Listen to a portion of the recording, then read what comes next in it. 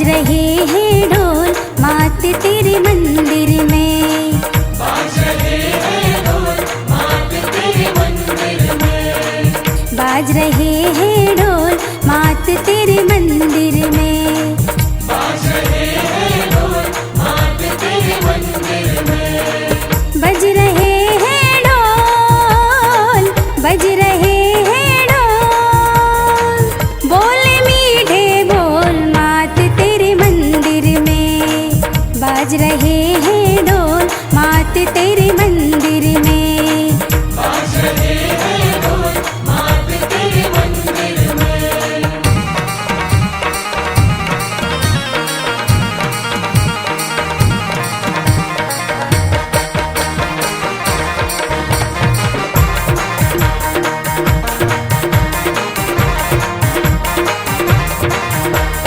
नौबत बाजे माई द्वारे बोले रे कोयलिया। नौबत बाजे माई द्वारे बोले रे कोयलिया। छम छम करती आई भवानी नाचे है लंगुरिया।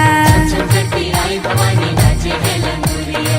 नाचे है लंगुरिया नाचे है लंगुरिया बोले पपीहा मोर बोले पपीहा मोर बोले पपीहा बोल मात तेरे मंदिर में। बाज रहे हैं ढोल मात तेरे मंदिर में। बाज रहे हैं ढोल मात तेरे मंदिर में।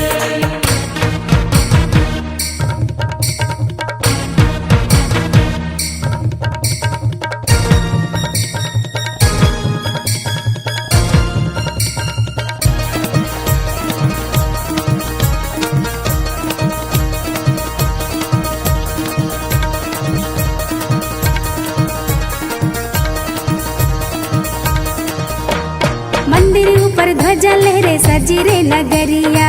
मंदिर ऊपर ध्वजा लहरे सजी रे नगरिया।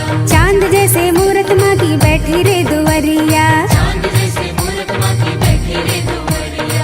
बैठी रे दुवरिया बैठी रे दुवरिया भक्ति ने बांधा डोर भक्ति ने बांधा डोर भक्ति ने बांधा डोल मात तेरे मंदिर में। बाज रहे हैं ढोल मात तेरे मंदिर में। बाज रहे हैं ढोल मात तेरे मंदिर में।